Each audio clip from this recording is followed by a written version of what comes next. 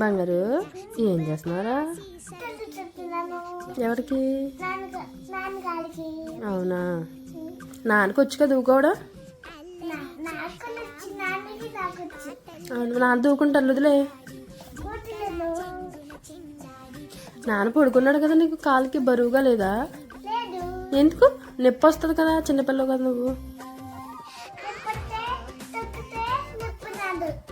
అవునా, నాన్న పడుకున్నాడు కదా, ఇప్పుడు కాళ్ళ మీద నొప్పిగా లేదా నీకు? ఎందుకు?